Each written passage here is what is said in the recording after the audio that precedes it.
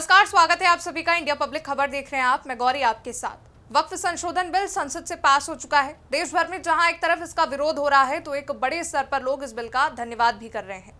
इस बिल को लेकर विपक्ष ने तमाम सवाल उठाए कि पीएम मोदी इस दौरान मौजूद क्यों नहीं थे। इमरान प्रतापगढ़ी जो कांग्रेस नेता हैं, उन्होंने तो ये कहा था कि पीएम टूर पर हैं, लेकिन उनकी ही पार्टी के दो बड़े लीडर का इस बिल में विपक्ष की ओर से कोई बड़ा योगदान नहीं रहा। पहला राहुल गांधी, जिन्होंने बिल पर बोलने से ही मना कर दिया, और दूसरी प्रियंका गांधी, जो इस सदन से गायब थी। और ये सवाल खड़े करता है कि कांग्रेस के दो बड़े चेहरों ने बिल पर कुछ भी क्यों नहीं बोला। पूरे इंडिया अलायंस के किसी भी नेता ने इस बात को नहीं बताया कि प्रियंका गांधी कहां है। फिलहाल ये प्रश्न अब इंडियन यूनियन मुस्लिम लीग ने उठाया है और बेहद नाराजगी जताई है। मुस्लिमों के अधिकारों पर बड़ी बात करने वाली पार्टी के दो चेहरे संसद में नहीं दिखे, एक जो मौजूद होकर भी वक्फ पर बोलने से बचे और दूसरा नेता संसद पहुंचा ही नहीं। आप जान ही गए होंगे कि यहाँ बात कांग्रेस नेता राहुल गांधी और प्रियंका गांधी की हो रही है। संसद में जब वक्फ पर चर्चा का ऐलान हुआ तो कांग्रेस नेता राहुल गांधी ने बोलने से ही मना कर दिया और संसद की चर्चा से प्रियंका गांधी नहीं दिखी।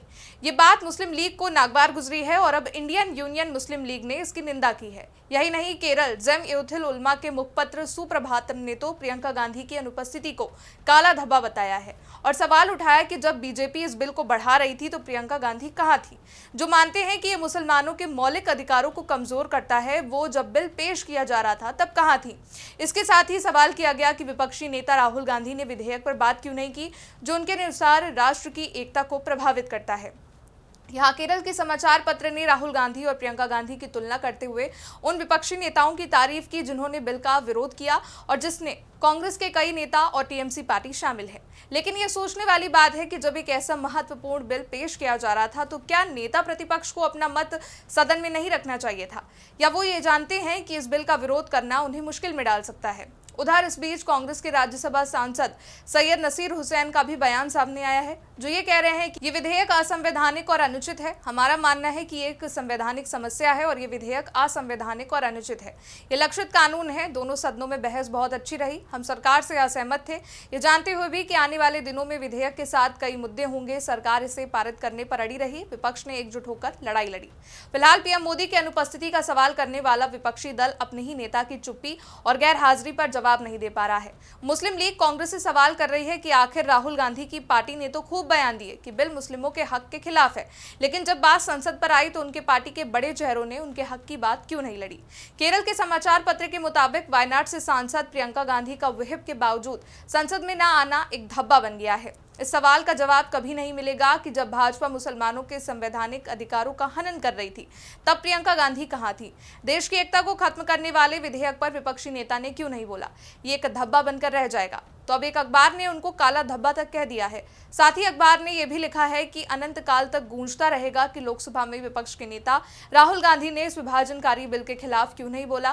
फिलहाल जिस मुस्लिम लीग ने कांग्रेस के खिलाफ हमला बोला है वो है इंडियन यूनियन मुस्लिम लीग, जो कि समस्त केरल जमीयतुल उलेमा केरल का एक बड़ा संगठन है और केरल के मुस्लिम समुदाय में इसकी गहरी पैठ है।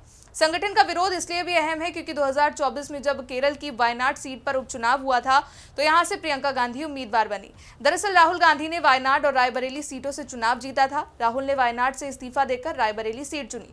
इसके बाद वायनाड में उपचुनाव हुआ और इस दौरान इंडियन यूनियन मुस्लिम लीग का मजबूत समर्थन प्रियंका गांधी को मिला था, जो प्रियंका गांधी की भारी जीत की बड़ी वजह थी। इससे पहले आईयूएमएल यानी इंडियन यूनियन मुस्लिम लीग ने राहुल गांधी को भी वायनाड से भारी अंतर से जिताने में कड़ी मेहनत की थी। दरअसल वायनाड सीट पर 49% आबादी हिंदू है, 21% ईसाई और 28% मुस्लिम। ऐसे में मुस्लिम लीग का एक तरफा समर्थन कांग्रेस के लिए वरदान बना था। यही कारण है कि इंडियन यूनियन मुस्लिम लीग राहुल गांधी और प्रियंका गांधी से नाराज है। खैर, इसमें और भी कई बातों को लिखा गया है, जैसे कि मुखपत्र में लिखा है कि बाबरी मस्जिद के बाद वक्फ बिल संघ परिवार का मुसलमानों और देश की धर्मनिरपेक्षता पर किया गया सबसे बड़ा हमला है। एडिटोरियल में इस बात पर खास जोर दिया गया कि लोकसभा में गौरव गोगोई, कल्याण बनर्जी, अजदुद्दीन ओवैसी और हेवी ईडन जैसे सांसदों के भाषण ने बिल के प्रावधानों की तीखी आलोचना की, जिससे सरकार की नीयत पर सवाल उठे।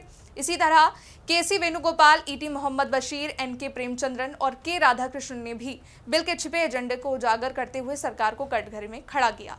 ऐसे अखबार में लिखा हुआ है। वहीं आपको बता दें कि जिस अखबार ने इसको छापा है वो अखबार भी मुस्लिम संस्था से ताल्लुकात रखती है।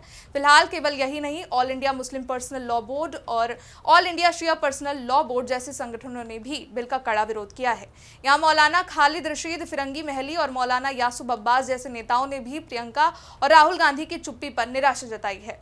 मौलाना यासूब अब्बास ने कांग्रेस को घेरते हुए कहा, बहुत अफसोस है कि लोकसभा के बाद राज्यसभा में भी वक्फ बोर्ड संशोधन बिल पास हो गया। अब ये राष्ट्रपति के पास जाएगा और कानून बन जाएगा, लेकिन जिन लोगों को साथ देना चाहिए था, हमें प्रियंका गांधी में इंदिरा गांधी दिखती है। कांग्रेस का मुसलमानों को समर्थन करना और उनके लिए बोलने का इतिहास रहा है। पार्टी ने विधेयक के खिलाफ मतदान किया, लेकिन मैं लोकसभा में राहुल गांधी को बोलते हुए सुनना चाहता था। उन लोगों ने साथ नहीं दिया। सांसद बनने के बाद पहली परीक्षा में प्रियंका गांधी फेल हो गई, जहां पर उनको बढ़ चढ़ के साथ देना चाहिए था, उन्होंने नहीं दिया। शिया धर्मगुरु मौलाना यासूब अब्बास कहते हैं कि कांग्रेस पार्टी ने साथ दिया, लेकिन राहुल गांधी को जिस तरह से दहाड़ना चाहिए था उन्होंने नहीं किया। आने वाले वक्त में हम लोग वक्फ संशोधन बिल को सुप्रीम कोर्ट में चुनौती देंगे और इस कानून का काट भी निकालेंगे। यही नहीं, मौलाना खालिद रशीद फिरंगी महली ने भी कांग्रेस पर निशाना साधते हुए कहा, मुझे आश्चर्य हुआ कि लोकसभा के नेता प्रतिपक्ष ने सदन में इसको लेकर कोई बयान नहीं दिया। मुझे उम्मीद है कि कांग्रेस पार्टी उचित बयान जारी करेगी। मौलाना अब्बास ने कहा, राहुल गांधी और प्रियंका गांधी को बयान देना चाहिए था। मुझे उम्मीद थी कि प्रियंका गांधी आएंगी और वक्फ बिल के खिलाफ वोट देंगी, लेकिन उन्होंने ऐसा नहीं किया। फिलहाल कांग्रेस में अब खटपट मच चुकी है। लगातार मुस्लिम नेताओं की ओर से राहुल गांधी और प्रियंका गांधी के खिलाफ आक्रोश देखने को मिल रहा है। ऐसे में क्या कारण हो सकता है कि जब प्रियंका गांधी और राहुल गांधी दोनों के ही पास ये अवसर था कि वो बिल को लेकर सरकार पर कटाक्ष करे, तो वो बचे। असल में कांग्रेस की ओर से यह रणनीति केरल के ईसाई संगठन और मुस्लिम समुदाय के बीच संतुलन बनाने के लिए की गई है, क्योंकि कुछ रिपोर्ट्स के मुताबिक ईसाई संगठनों ने इस बिल का समर्थन किया था। दरअसल केरल में ईसाई धर्म के लोगों द्वारा वक्फ का तगड़ा समर्थन देखने को मिल रहा था। यही नहीं, केरल के ईसाइयों ने विधेयक पारित होने की खुशी में नरेंद्र मोदी जिंदाबाद के नारे भी लगाए। ऐसा इसलिए था क्योंकि एर्नाकुलम जिले के मुनम्बम गांव में वक्फ बोर्ड ने 400 एकड़ जमीन पर कब्जा कर रखा है।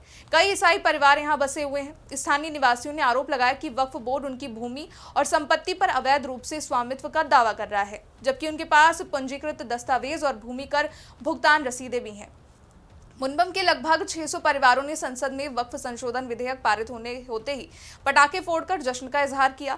बता दें, लोग मुनबम भू संरक्षण समिति के बैनर तले 173 दिनों से भूख हड़ताल पर भी बैठे हुए थे और ऐसे में माना जा रहा है कि दक्षिण में ईसाई वोटरों के बीच संतुलन बनाने के लिए कांग्रेस का यह दाव हो सकता है। लेकिन मुस्लिम नेताओं के बयान को देखा जाए तो इस संतुलन से अल्पसंख्यकों के बीच कांग्रेस की विश्वसनीयता कमजोर हुई है और ऐसे में यह भी माना जा रहा है कि प्रियंका गांधी की अनुपस्थिति का असर न केवल वायनाड तक सीमित रहेगा, बल्कि राष्ट्रीय स्तर पर भी कांग्रेस की अल्पसंख्यक समर्थक छवि को प्रभावित कर सकता है।